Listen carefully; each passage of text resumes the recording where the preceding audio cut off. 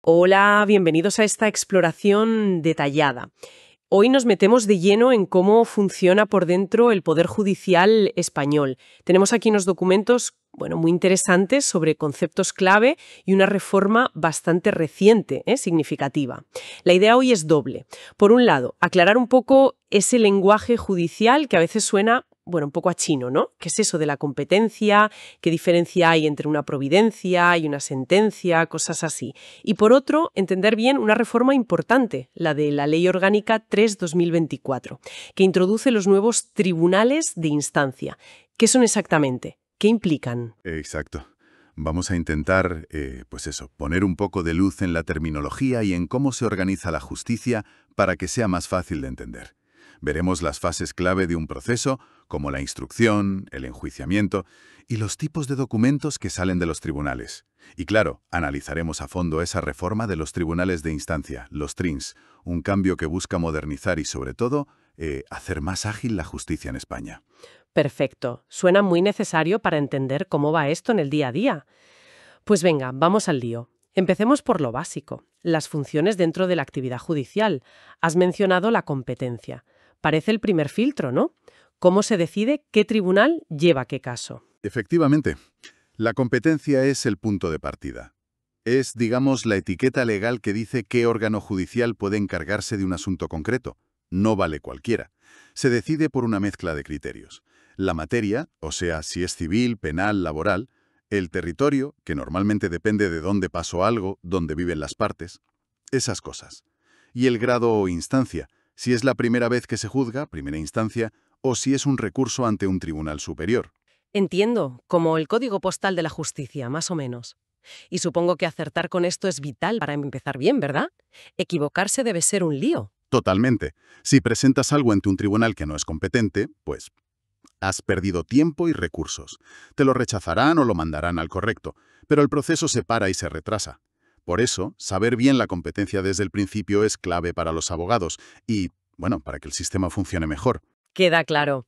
Una vez que el caso está en el tribunal correcto, entra el conocimiento. Suena obvio, pero legalmente, ¿qué quiere decir que un tribunal conozca de un caso? Pues es más que solo saber que existe. Tener conocimiento, en jerga jurídica, es asumir formalmente la responsabilidad de tramitar y resolver ese asunto. Es el proceso activo de mirar los hechos, estudiar las pruebas, aplicar las leyes, para llegar a una decisión. En penal, por ejemplo, el conocimiento cubre todo, desde investigar al principio hasta dictar la sentencia. Es la implicación total del tribunal. Vale, es como aceptar oficialmente el encargo de juzgar. Y has dicho en penal. Ahí siempre oímos hablar de dos fases que suenan clave y a veces se lían. Instrucción y enjuiciamiento. ¿Puedes marcarnos bien la diferencia? Claro, son dos etapas con objetivos muy distintos en un proceso penal. La instrucción es la fase de investigación. La dirige un juez de instrucción, ahora integrado en los TRINS, como veremos. Su meta es recoger todo lo necesario para ver si parece que se ha cometido un delito, quién podría ser responsable y si hay base para ir a juicio. Aquí es donde se toman declaraciones, se piden informes periciales, se hacen registros si hace falta. Es preparar el terreno, buscar indicios. Una fase de investigación, vale. ¿Y el enjuiciamiento? El enjuiciamiento, o juicio oral como se le llama más, es el corazón del proceso penal. Es donde se decide. Cuando acaba la instrucción, si se ve que hay caso, pasa a otro órgano, un juzgado de lo penal o una audiencia provincial, también dentro de la nueva estructura, y ahí, en una vista pública, se presentan las pruebas delante del tribunal que va a decidir. Los testigos declaran en directo, los peritos explican sus informes, se interroga al acusado, las partes, acusación y defensa, presentan sus argumentos, debaten. Es el momento clave para valorar todo y decidir si hay culpabilidad o no. Entendido. Primero investigar si hay caso y luego juzgar en público con todas las garantías. Tiene lógica. Cambiemos un poco de tercio, a los papeles que hacen los tribunales. Vemos noticias o documentos con nombres raros, providencia, auto, sentencia, a ver si nos ayudas a poner orden. Empecemos por las más sencillas, quizás. Providencia y diligencia. Sí, son muy del día a día en un juzgado. La providencia es una resolución judicial para mover el proceso, para ordenar trámites. Decisiones sobre cosas pequeñas del procedimiento que no entran en el fondo y normalmente no necesitan mucha explicación. Por ejemplo, admitir un escrito, dar traslado de un papel a la otra parte, poner fecha para algo. La diligencia, en cambio, suele ser un acto del letrado de la Administración de Justicia, el antiguo secretario judicial o de un funcionario. Sirve para dejar constancia de que se ha hecho un trámite o para ejecutar algo que se ordenó antes, muchas veces por una providencia. Hay diligencias de ordenación, de constancia, son más actos de gestión, de documentar lo que pasa. Vale, la providencia manda hacer el trámite y la diligencia lo hace o dice que se ha hecho. ¿Y el auto? Suena más serio. Exacto, el auto está un peldaño por encima en importancia. Se usa para decidir cosas del proceso que, aunque no sean la decisión final sobre el fondo, sí son importantes. Por ejemplo, un auto decide si se admiten pruebas clave o no, si se adoptan medidas cautelares como una prisión provisional, o si se archiva un caso o se resuelve un recurso contra una providencia.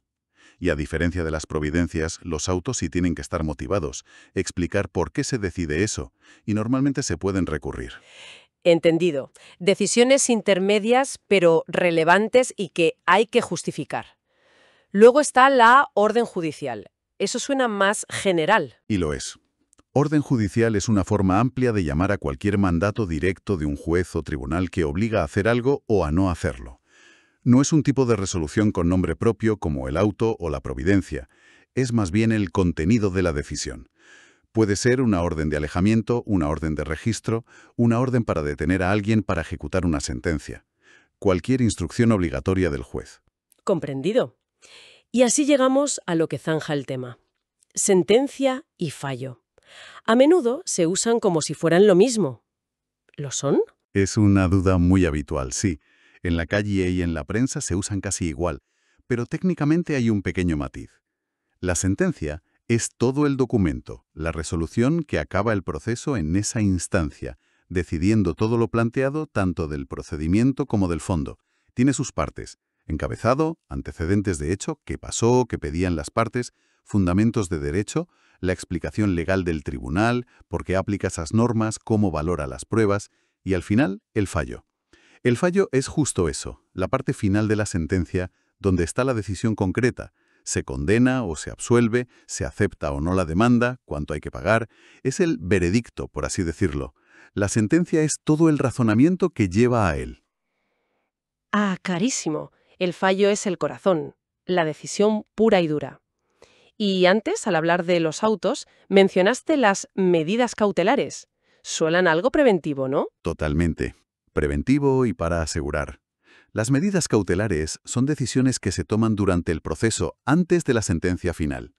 Su objetivo es asegurar que la futura sentencia, si sale a favor de quien las pide, se pueda cumplir de verdad. Buscan que el tiempo que tarda el juicio no deje sin efecto el derecho que se reclama. Ejemplos típicos: un embargo preventivo de bienes para asegurar que se cobrará una deuda, la prisión provisional en casos penales graves para evitar fugas o que se destruyan pruebas, o suspender un acuerdo de una empresa mientras se decide si es válido. Son siempre provisionales y dependen del juicio principal.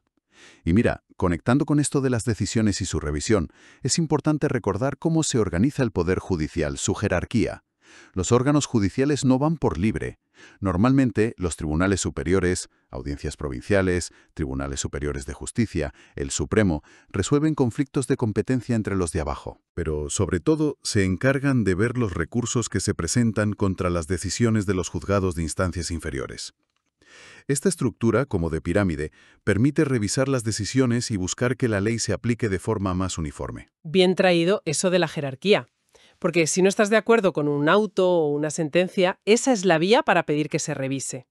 Y esto los lleva directos a la gran novedad de los documentos, la Ley Orgánica 3/2024. Esta ley cambia normas clave, como la Ley Orgánica del Poder Judicial, e introduce una figura nueva: los tribunales de instancia o TRINS. Suena a cambio gordo. ¿Qué son? Pues sí, son el centro de una reforma estructural muy ambiciosa, la verdad. Los tribunales de instancia vienen a reemplazar la organización de siempre, esa de muchos juzgados pequeños y separados, de primera instancia, de instrucción, de lo penal, social, mercantil, que había en cada partido judicial. Los TRINs ahora son órganos colegiados, o sea, con varios magistrados, aunque actúen por secciones o incluso con un solo juez según el caso. Se crean a nivel de partido judicial, TRIN, o para cosas más grandes o complejas, a nivel provincial, TRIMP. La idea es agrupar bajo la misma estructura y gestión a todos los jueces de la primera instancia de una zona. Una concentración, entonces. Pasar de muchos juzgados pequeños a una estructura única por zona. ¿Y qué se busca con esto? Los papeles hablan de unificar criterios, ser más eficientes, mejorar el acceso, especialización.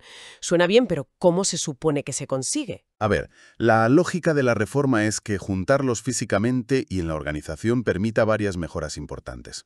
Primero, unificación de criterios. Al trabajar juntos, se espera que los jueces de un TRIN se coordinen mejor, hablen de los casos y usen criterios parecidos. Así se reduce que haya decisiones distintas para casos iguales en la misma zona. Se facilita hablar y compartir conocimiento. Lógico. Segundo, mayor eficiencia. Centralizar la gestión, los servicios comunes, registro, notificaciones, peritos, y repartir mejor el trabajo entre los jueces debería, en teoría, hacer los trámites más rápidos y reducir los tiempos de espera. Se buscan ahorros y una gestión más profesional. Ajá. Tercero, mejor acceso a la justicia. Para la gente y los profesionales es más simple. En vez de buscar qué juzgado concreto te toca, Instrucción 3 Social 1, vas a un único tribunal de instancia y ellos ya lo asignan dentro. Como una ventanilla única, digamos. Vale, eso sí parece más fácil. Y cuarto, especialización. Esta es una de las grandes apuestas. Dentro de cada TRIN, la ley permite crear secciones por temas. Familia, mercantil, violencia de género, cláusulas abusivas, penal. Esto hace que los jueces se centren en áreas más concretas, sepan más de ellas y, se supone, den sentencias de más calidad técnica. Los objetivos son claros, sí, y parecen tener sentido. Ahora, la pregunta del millón. ¿Cuáles son los beneficios que se esperan en la práctica? Porque del papel a la realidad a veces hay un mundo. Se habla de rapidez, eficacia, calidad, transparencia. ¿Es realista esperar todo eso? Esas son las grandes esperanzas, claro. Y ver si se cumplen será fundamental en los próximos años. Se espera que la rapidez y la eficacia mejoren por usar mejor los recursos y la gestión junta. Aunque bueno, la falta de medios sigue ahí. Es un problema de fondo. La calidad de las decisiones debería mejorar con la especialización y la unificación de criterios, dando más seguridad jurídica. Y la transparencia podría mejorar al tener una estructura más clara y centralizada, que haga más fácil seguir los casos. Pero ojo, es una reforma muy complicada. Necesita cambios de organización muy grandes, que los profesionales se adapten y seguramente invertir bastante en tecnología y personal para que funcione bien del todo. No va a ser de un día para otro. Es importante entonces recordar algo que se decía. Si leemos cosas antiguas o hablamos con gente acostumbrada a lo de antes, oiremos juez de instrucción, juez de lo penal. Hay que asumir que esas funciones, aunque las funciones sigan existiendo, ahora están formalmente dentro de estos tribunales de instancia. Exactamente. Es un cambio de nombre y, sobre todo, de cómo se organiza todo. Fundamental. Las funciones de instruir, juzgar delitos leves, resolver pleitos civiles, siguen ahí, pero ahora las hacen jueces que están en las secciones correspondientes del TRIN. Es un cambio de un modelo de juez único a uno más de equipo y potencialmente más especializado en la primera instancia. Habrá un tiempo de adaptación, seguro. Muy bien, creo que hemos repasado bastante. Desde lo básico de quién hace qué, competencia, conocimiento, y cómo van los procesos, instrucción, enjuiciamiento, hasta los distintos tipos de papeles de los tribunales, providencias, autos, sentencias y esta reforma tan importante de los tribunales de instancia. Entonces, si tuviéramos que resumir lo esencial, hemos visto que la competencia es como la dirección postal para saber a qué tribunal ir, que la instrucción es investigar y el enjuiciamiento es juzgar, y que las decisiones van desde un simple empujón al trámite, providencias, hasta resoluciones razonadas sobre puntos clave, autos, o la decisión final, sentencia, con su fallo, sin olvidar las medidas cautelares para asegurar que la justicia sirva para algo. Y hemos analizado a fondo la creación de los tribunales de instancia, los TRINs, con la Ley Orgánica 3/2024. Un cambio estructural que busca acabar con la separación de los antiguos juzgados unipersonales. La apuesta es clara: órganos con varios jueces para unificar criterios, ser más eficientes juntando recursos y potenciar la especialización por temas. Es sin duda un intento de modernizar la base del sistema judicial español. Entender todo esto nos da desde luego la visión mucho más clara de cómo funciona o cómo se está reorganizando para funcionar la justicia en España. Sobre todo en ese primer nivel, que al final es el que más contacto tiene con la gente, ¿no? Sin duda. Y lo interesante de verdad ahora será ver cómo se pone en práctica. Cómo esta transición de un modelo de muchos juzgados pequeños a uno concentrado y colegiado afecta realmente a la agilidad de los juicios, a la calidad que percibe la gente de las decisiones y a cómo se adaptan todos los que trabajan en esto. Jueces, fiscales, abogados. Hay muchas esperanzas, pero también retos importantes por delante. Exacto. Y con esa idea de futuro lanzamos una reflexión final. Más allá de cambiar la estructura, que es un paso grande, ¿qué otras cosas podrían transformar de verdad la experiencia de ir a la justicia? Pensemos en la tecnología, la inteligencia artificial para analizar sentencias o gestionar expedientes, por ejemplo, o en mejorar radicalmente cómo se trabaja por dentro, tanto para los profesionales como y sobre todo para las personas que buscan en los tribunales una solución a sus problemas. ¿Qué más se podría hacer? Gracias por acompañarnos en este análisis detallado. Hasta la próxima.